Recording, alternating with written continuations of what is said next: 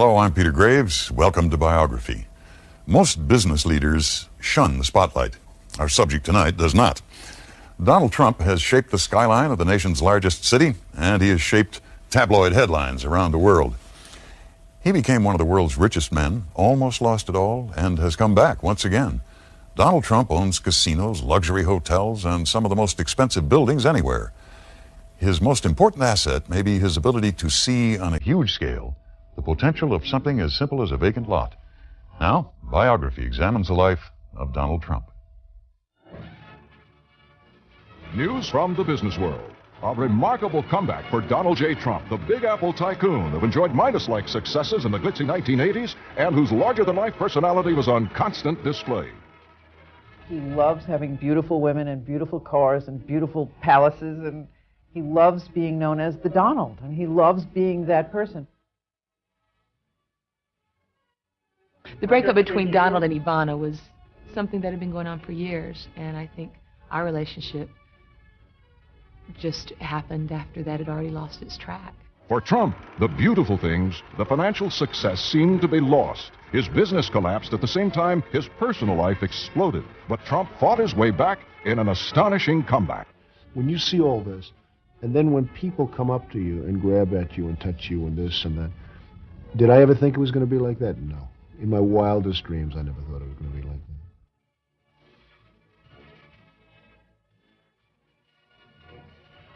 that. Donald was the middle child of 5, born in 1946 to a pair of romantics.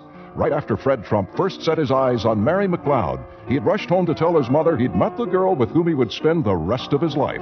They married in 1936. With a family quickly growing, Fred Trump began building his fortune by constructing homes in Brooklyn and Queens for GIs returning from World War II. Though the family became quite wealthy, Fred and Mary Trump would insist that their children succeed both at school and at work. Donald Trump would exceed his parents' wildest expectations, following the path paved by his father. He learned at the feet of a master, and there was always business being discussed in terms of how you build a building, how you get approvals, those types of things. The learning wasn't just from watching. The Trump children were all required to work starting as teenagers. Though Fred Trump had built a mini empire in Queens, he brought his children up to believe that what they earned was vital to the family. It was Fred Trump's way of teaching them to respect the value of money. The girls worked in banks or in local department stores. The boys worked with their father, doing everything from sanding floors to hauling lumber. And I watched, and it wasn't that I even watched consciously. I'd be sitting on the floor playing with blocks as a 3-year-old baby, and he'd be on the floor talking to contractors about price and elevators and wood. And, and by the time I'm 16 years old, I sort of knew everything about building buildings, and I never studied, but I knew everything about it. I think that what Donald got from his father was the disciplines of hard work. And you're not born a builder, you learn to be a builder. Young Donald Trump was, in fact, not much of a student. He preferred to spend his days playing ball, and it was in this sport that Donald tasted his first success. But like all kids his age, Donald wanted a new baseball mitt. They could easily have afforded one, but Fred Trump said no, on principle. He came home and he said to my father, Peter, blank, has a baseball mitt that costs $45. I want one too. And of course, my father's standard answer was, of course you can't have that. You won't appreciate anything when you grow up if you have it now. But you didn't get a $45 baseball mitt. If young Donald learned that it took hard work to get money for expensive baseball gloves and other luxuries, he wasn't learning much in school. In fact, he'd become more than a handful for his teachers, throwing chalk and erasers at them just to see their reactions. And his troublemaking wasn't confined to the schoolroom. Donald's older brother and sister couldn't wait for their parents to leave the house so they could get even. But he had a way, on occasion, of driving you nuts. And one Saturday night, I remember, he was sitting at the dining room table, and there was a bowl of mashed potatoes on the table, and Donald went through one of his cute little performances like, and my brother Fred picked up the bowl of mashed potatoes and flung them across the table, and Donald had mashed potatoes coming out of his eyes and his nose. Donald's parents decided what their 13-year-old son needed was more discipline, so they sent him to military school. The instructors at New York Military Academy wouldn't stand for unpolished boots, much less throwing of erasers. One of Donald's first tasks was learning to march. If he didn't do it right, he had to do 20 push-ups with the rest of them. If he didn't do his manual of arms correctly, he had to double time the perimeter with the rifle.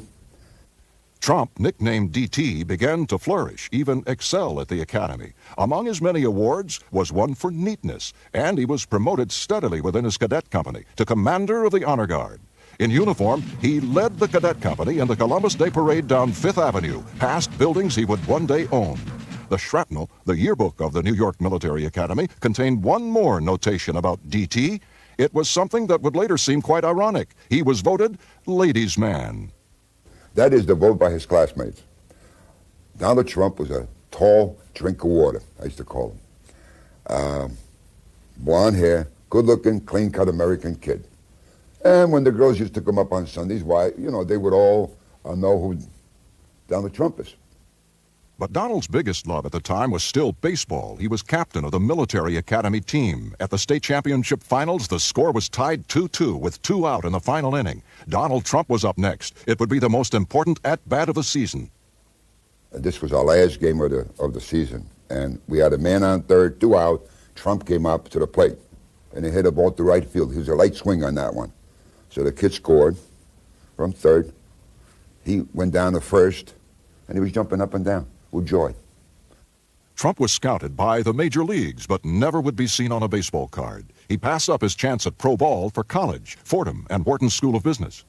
After graduation, everyone expected Donald to join his father's company, but his dreams were not of middle-class developments in Queens. Donald Trump was looking across the East River into the skies of Manhattan at a skyline he would one day change. His first bold move would come as he applied one of his father's lessons, which would become his formula for success. Buy when a property and its owner are in distress, then turn the place around. The diamond in the rough that caught Donald's eye was on the most famous street in New York City, 42nd Street. I mean, he told me what he had in mind for the Commodore, asked my opinion, and I basically told him he was crazy. In 1974, at the height of New York City's financial crisis, Trump started talking with the bankrupt Penn Central Railroad about the seedy Commodore Hotel above Grand Central Station. At age 28, when most people would be worrying about buying a house, Trump was pushing a concept that seemed impossible, using a combination of family money, $45 million in loans, and a proposed tax break to finance his first deal. You were going to sell the city to give up their taxes, to be a partner in a new hotel. You were going to convince the state that they ought to come in also and be part of it. You were going to convince somebody like Hyatt that they ought to put their name on a hotel, which at that time, the Commodore, you have to remember, it was closed and there was a massage parlor on the second floor. And somehow this was going to end up to be an economic success. The Commodore project's biggest difficulty turned out not to be permits or financing, but the building itself. In addition to its bad reputation, the Commodore had tiny rooms, poor ventilation, and structural problems. This made it doubly tough on Trump. His plan, which he'd reuse in virtually all his development proposals, was to rebuild the Commodore into what he calls a world-class luxury property. Donald hired the best architects and the best engineers and said, good, don't tell me it can't be done, tell me how it can be done. It's a classic example of when you're young, sometimes you're not smart enough to know that something can't be done. And Donald never for a second thought it couldn't be done. And he made it happen.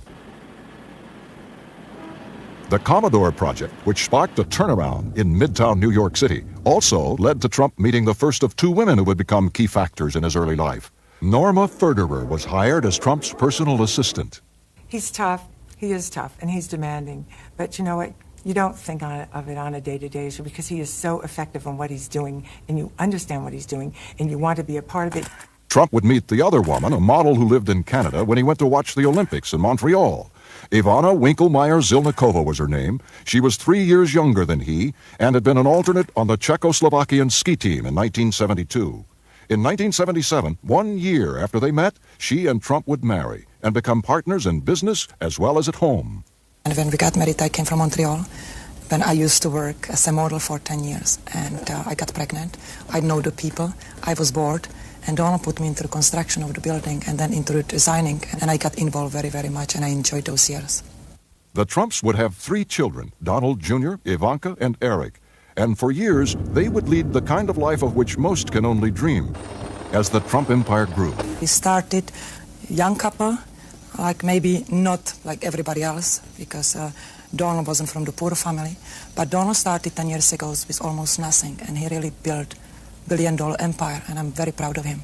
in 1981, Trump formally established the Trump Organization, an umbrella company for his deals. Just 1 year later, a skyscraper would rise on Fifth Avenue with a dazzling pink marble atrium and 2-foot-high gold letters announcing the arrival of a new real estate mogul. The building was called Trump Tower, and with the 80s boom in full swing, Donald Trump was on his way. First, there was the Trump Tower.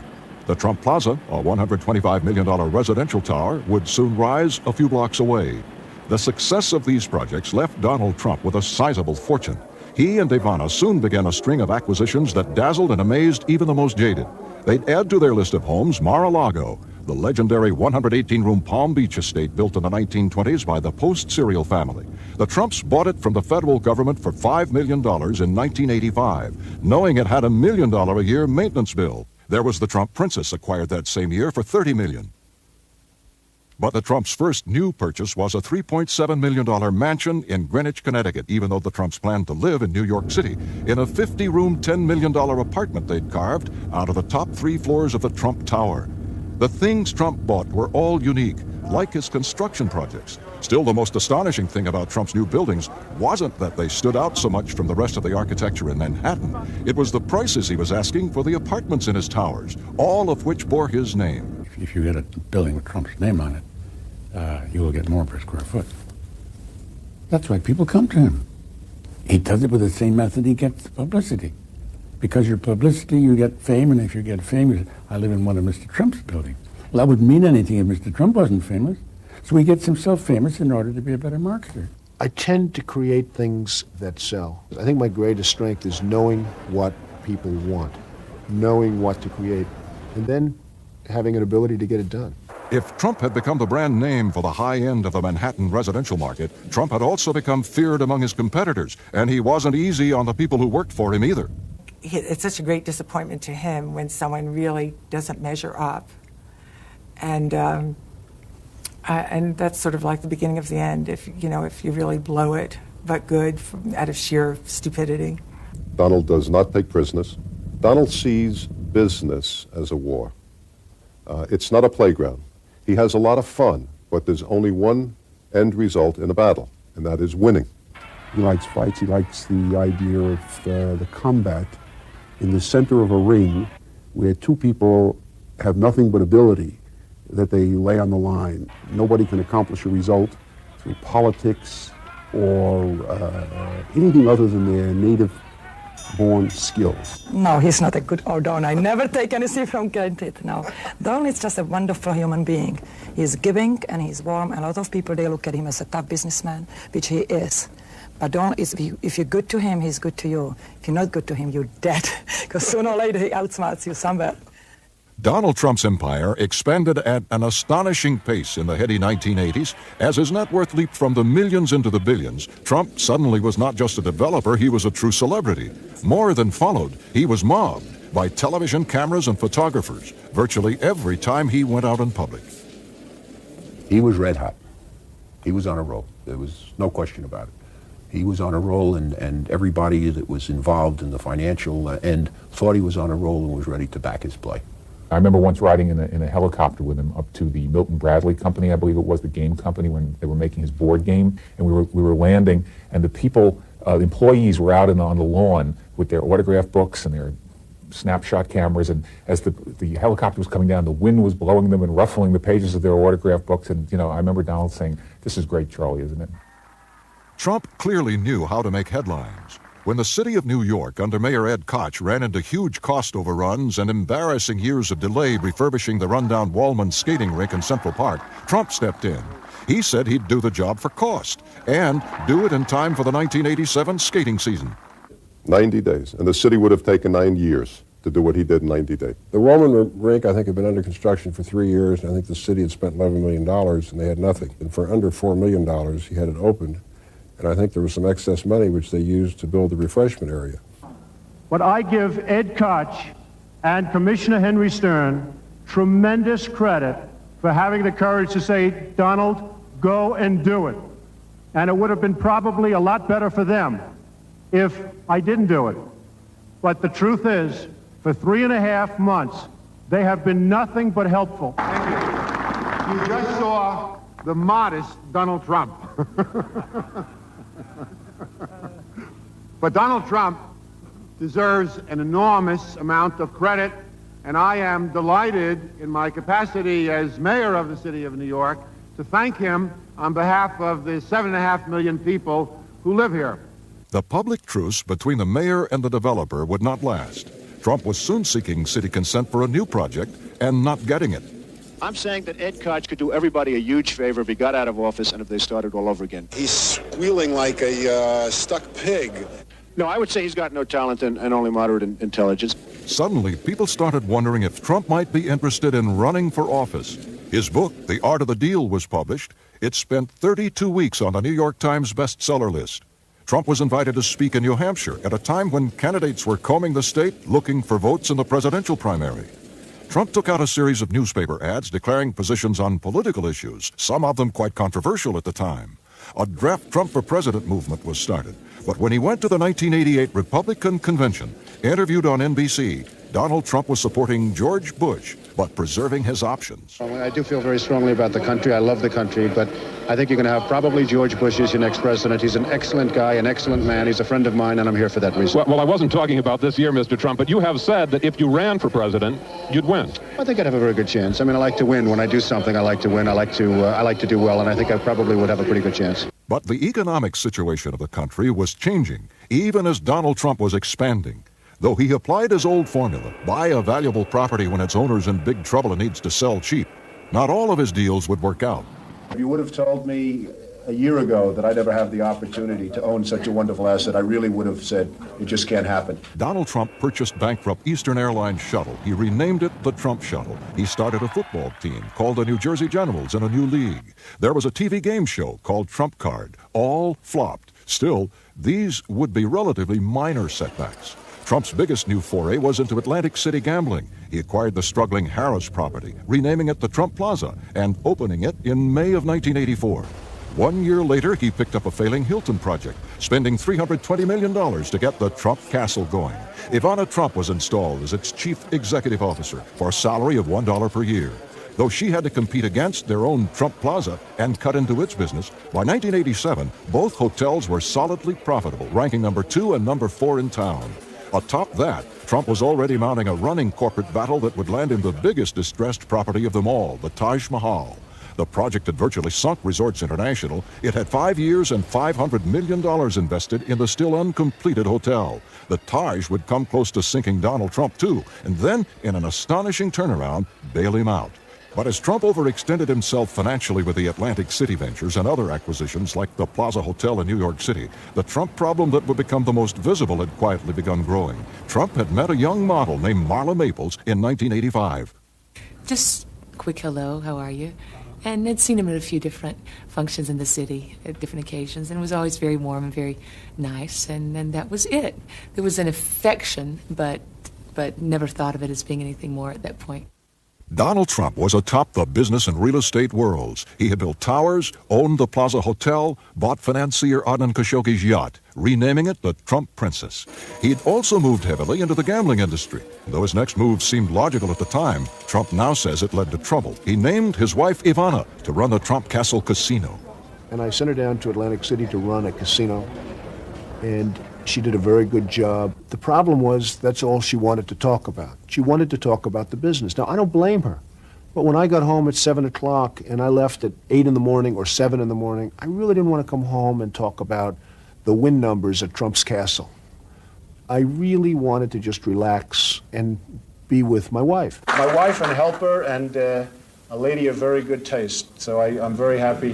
I'm very happy to have her. She keeps me toned down a little bit. I'm very fortunate because Donald gave me fantastic opportunity. He didn't give me chance, he gave me opportunity. And if I couldn't do it, I wouldn't be here. I wouldn't be here for a month or 2 months. Ivana would be transferred to the Plaza Hotel after it was acquired with the same $1 a year salary. Donald joked she also got all the dresses she could buy. But Trump says his biggest problem with the marriage hadn't changed. I moved her over to the Plaza Hotel, and it was really more of the same. I mean, we were talking about business, how the hotel's doing, what we're doing, and you know, beyond 10 minutes or 15 minutes, I didn't want to do it. It became more of a business relationship than a family relationship or a wife-husband relationship. The strains on the marriage came at the same time as the near-total collapse of the real estate market.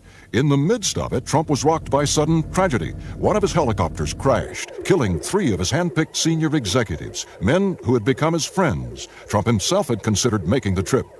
He also talked a lot about fate. I think that he was supposed to go on that trip, and he didn't at the last minute for whatever reasons, so I think he appreciated how lucky he was. He also, of course, appreciated how unfortunate it was to those people and their families. But he was shaken by it. The helicopter crash made him realize that how fragile life was, and that how you can't postpone happiness, and that you have to make the adjustments that you need to find happiness now. And that probably had some effect on hurrying up his decision to end the marriage with Ivana. A January 1990 interview Trump gave Playboy magazine might also have had an effect. When asked if he was monogamous, Trump said no comment. Trump had been a master at getting his name in the newspapers with stories about his amazing successes in business. But now he was being written about in the gossip columns instead of the Wall Street Journal, being linked with a series of actresses and models. His personal life became troubled. He and Ivana had a falling out. Mike Tyson, the fighter who he backed, got knocked out in Tokyo. That happened really over the same weekend. So the news, in one sense, was always bad. The airline business was undergoing tough times. He owned a part of that. The hotel business was undergoing tough times. Atlantic City was undergoing tough times. All these places where Donald had a finger in the pie were strained by a changing economy. There was another change, too. Though he'd been linked to other women, Trump had started to see Marla Maples, a young unknown actress who would become his second wife. Well, I think I was very much too close to that because of his personal situation at that time. That was always known as off limits to me. Fate kept tempting it, let's put it that way. You know, I couldn't fight it, believe me. I tried, and he tried for many years to fight the connection that we have. And I think when you have a bond with another person, sometimes you just have to see it through and see what it's about, or it keeps coming back in your face over and over again. The relationship was really in the face of Ivana Trump. When photos of Donald and Marla almost together at a boxing match Trump was promoting hit the supermarket tabloids, she said nothing. But then at Christmas, there was a confrontation in Aspen, Colorado. Star magazine came up with photos of Maples, Trump, and Ivana, and other photos showed a gloomy Trump with Ivana. February 11th, it hit the headlines. It would be the most public divorce in decades. Yeah, there was a period when Donald and Ivana seemed to each have access to their own gossip columnists in New York City, and they were each seemed to be playing them off against each other. Liz Smith was the one who had the story from Ivana's side of it. And Donald probably didn't talk that much from his side of it. And around dinner tables all over New York, they were saying, and maybe all over America, they were saying, do you think Ivana will take him back? Will he marry Marla? This was the table talk of the nation for a while. And the funny thing was, I would go in to the office, and there would be the real Donald Trump, and he'd say, Charles, do you think Ivana will take me back? What do you think will happen? Do you think I should marry Marla? Or words to that effect. Donald is he asks everyone's opinion about things. Doesn't always listen to the answer, but he asks them. Now, the explanations are easier. Back then, reporters were on the trail of all three. Ivana was mobbed going into a Valentine's Day birthday party. Marla was tracked down to a Long Island hideout provided by a Trump associate. Donald, who was out in public, seemed to get it from all sides. I'm shocked to see so much press. I know the only thing they want to do is discuss the tour to Trump today. To me, one of the most important things is his love affair with New York City. The most amazing part of it was that as major world stories were breaking, it was the Trump divorce that dominated the headlines. I can remember literally sitting in a corner crying my eyes out, wondering how to get up and just feed myself. I was watching my very beautiful private relationship become very public and very ugly, and that was very frightening. I never left Ivana because of Marla, but that's something that's like unknown because a lot of people thought I did or hoped I did, and it sounds a little bit sexier in the papers to write that I did, but I never left Ivana for Marla. The glittering world of Donald and Ivana, a world of yachts, champagne and black tie, the fabulous properties, the huge Florida home called Mar-a-Lago, to the public it seemed perfect. But the real Donald Trump, it turned out, wasn't that kind of guy. Though he's told me that one of the reasons that he and Ivana eventually divorced is that he couldn't bear that life one more second, that going to parties every night and getting home and putting on a tuxedo and doing this. He was happy sitting home on an evening, watching television, having a little spaghetti and meatballs, and that's it. I really don't think deep down he is a pâté kind of guy. I can buy anything I want, but I love where I came from. I love the foods that I grew up eating. When I go to French restaurants and get the best tables and get the phony waiters with the phony accents, and then they give you a plate that's this big and has a tiny piece of pheasant on it with gravy, and the gravy is in 19 different colors and 19 different shades and 13 different vegetables, all of which you hate. And you're supposed to tell this owner or maitre d' what a fabulous meal you had, because it's the hottest restaurant in New York, one of 12. And then they give you the bill, and the bill's $143 for the one meal.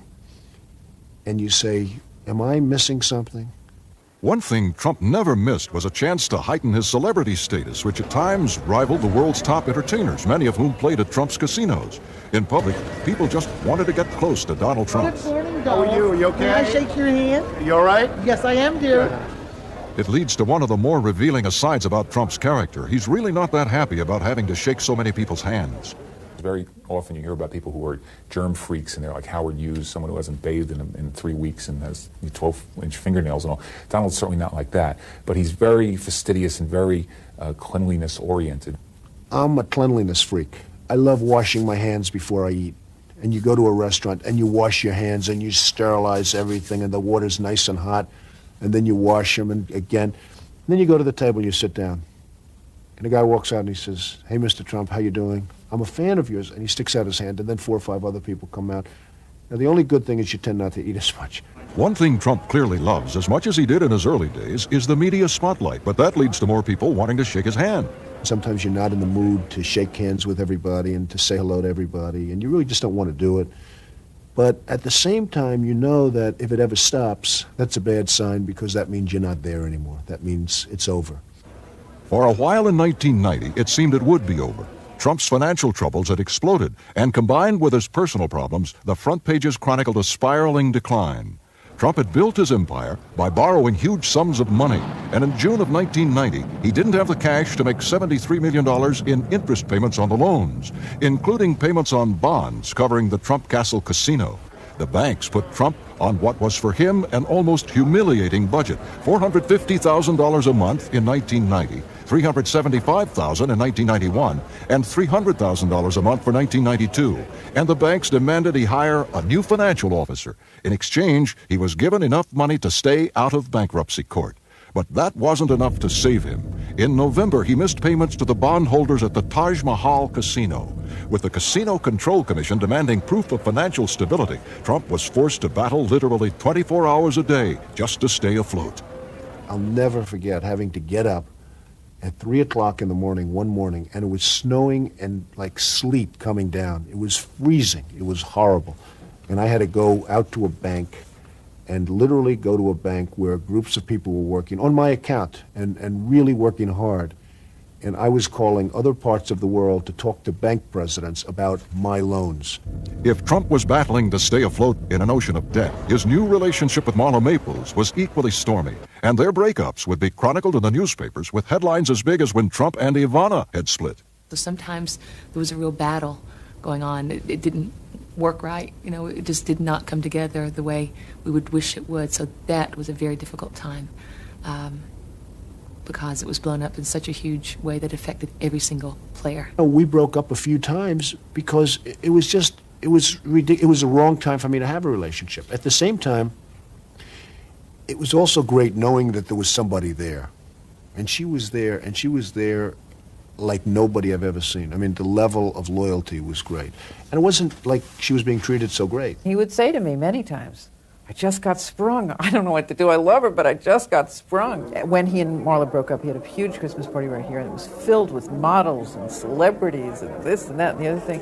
And you think, well, and the very next day, he was downstairs in the Edwardian room or the Palm Court or somewhere having brunch with Marla for Christmas.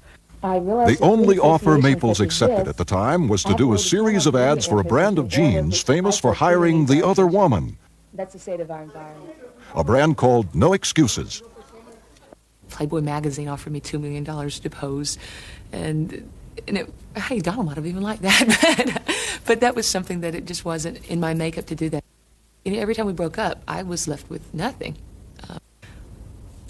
I was so enwrapped in the relationship that I wasn't able to go out and create money on my own.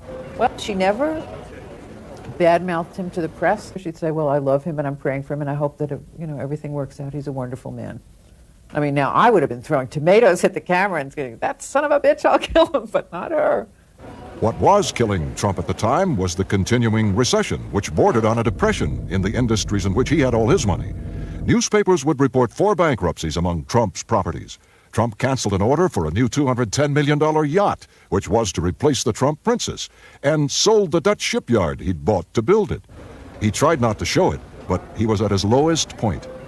I was walking down the street with Marla, Fifth Avenue, and there was a man in front of Tiffany, and he was holding a can, and I said to Marla, do you know that man is wealthier than me? And she looked at me, she said, what are you talking about? I said, that man across the street is worth $900 million more than me at this very moment. And she said, I don't understand it. He's not worth $900 million. I said, no, let's assume he's worth nothing. I'm worth minus $900 million.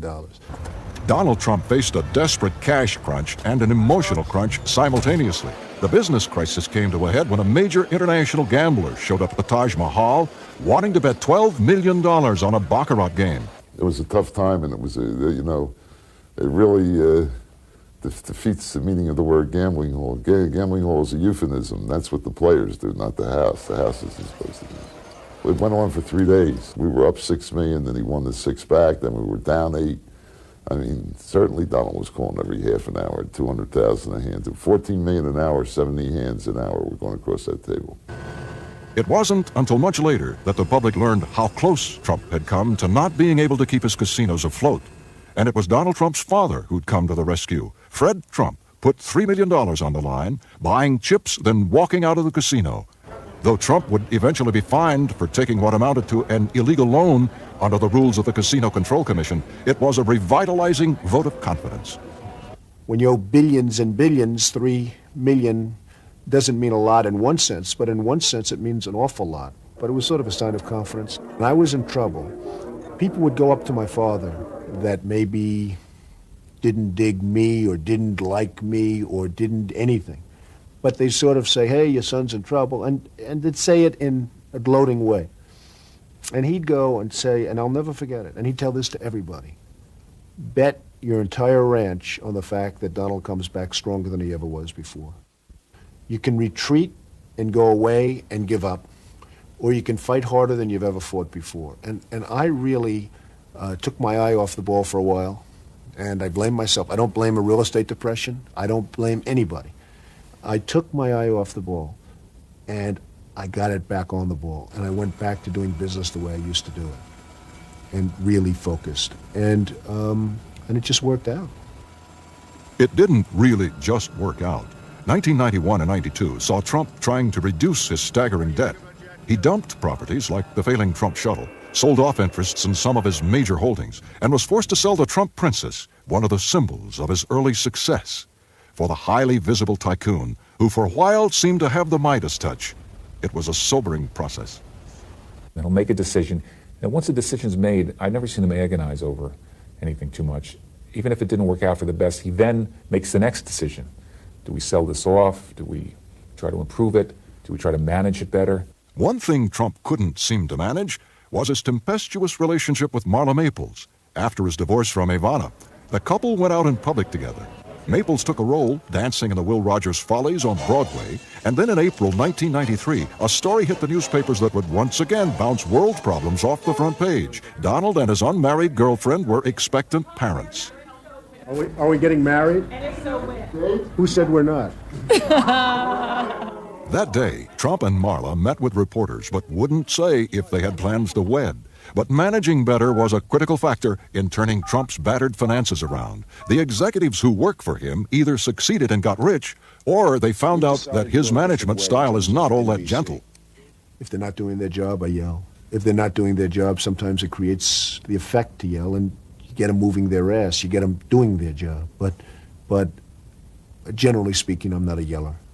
Trump's relationship with Marla Maples, to some, seems much different from his marriage to Ivana, which friends likened to more of a business partnership. There's no doubt that Donald Trump would rather see his second wife stay at home with their new daughter, Tiffany. I have more respect for a great homemaker as a wife than I do as a wife who's a good wife and a good business person. I have far more respect for a homemaker because in many respects I think it's tougher. I think it's a lot harder to beautifully bring up a family. Most women would agree with me.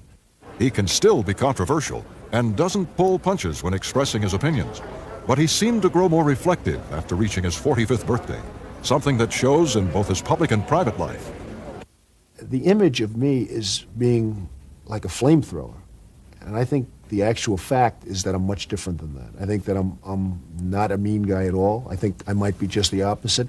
I'm not somebody that can be pushed around. I don't want to be pushed around. I don't allow people to push me around. I've caught him even singing a little song to Tiffany just a couple days ago when Mar-a-Lago, he thought I was out of the room, and he was doing this song. He was just like making up this song and the words to it as he was going, and it was so cute. It just broke my heart. In business, though, Donald Trump is the same brash, hard-driving guy who persuaded New York officials he could do the impossible at the Commodore Hotel. He has a vision that most people don't have. In my view, that's his real genius. There are a lot of people who can put up a building, but more important than that is the vision that makes the building different, exciting, or that even dreams up the concept, the original concept. That's where he's better than almost anyone else. Okay, everything good? Well before reaching 50, Donald Trump had accomplished more than virtually anyone else in his field, and he wasn't stopping. After years of trying, in June 1994, he announced financing for his Riverside Park project had been obtained from investors in Hong Kong. It was one more sign that Trump's celebrity status had never waned, indeed that it was growing again. Look back to the 30s and look at the movies they made in the 30s. It was Ginger Rogers and Fred Astaire dancing around these palaces. Everybody else was like broke in a flat trying to have enough money to put ketchup on spaghetti. And they were making these movies because it was such bad economic times. Well, you know, Donald is that in bad economic times, and we're going through some bad economic times. Donald is Fred Astaire. I mean, he's the mogul living up on the mountain who's got these gambling casinos and beautiful blondes, and, you know, it's everybody's kind of dream of the 90s sort of version of James Bond. While most people keep it quiet, hide under a rock with this kind of success, Donald is screaming to the world, look what I've done. And I'm having fun, and I hope you're having fun watching. And he's making it a lot of fun for everybody. Making it fun for everybody means never hiding from the cameras. 2 months after Trump and Marla had a daughter, Tiffany, they were married, with media attention befitting a royal couple, at his Plaza Hotel. Despite their past troubles, they appeared to be typical newlyweds. Marla once said to me, you know, Linda, you can't help who you fall in love with. It's not always easy, but you just can't help who you fall in love with. And he really loves her, too. He has a much softer side than most of the world sees, which, thank goodness, I see quite a bit. And he's not someone that's going to come in and say, honey, I'll cook tonight. You take a breather. Or let me change this diaper because you've been working all day with the baby and I know you're busy. The somewhat quieter, even more successful Donald Trump still seems to have politics in the back of his mind. But business is the order of the day, and more gentle or not, he is first and foremost a competitor. Everybody wants me to run for office. Polls are taken that show that I win when I run. It's just not my thing. I'm too honest. I'm too forthright. I think there's a level of honesty and almost a level of dishonesty that it takes to be a great politician. I'm just too straight. I think Donald is a real meat and potatoes, all-American, apple pie kind of guy. I mean, he likes meat and potatoes, literally. I mean, there's nothing too quirky about Donald, or nothing too secret, or he is what he appears to be. I've known stories where people have told me that a big limo will pull up to the burger boy on the expressway, and he gets out and brings back burgers into the limo, or Pizza Hut pizza back into the limo.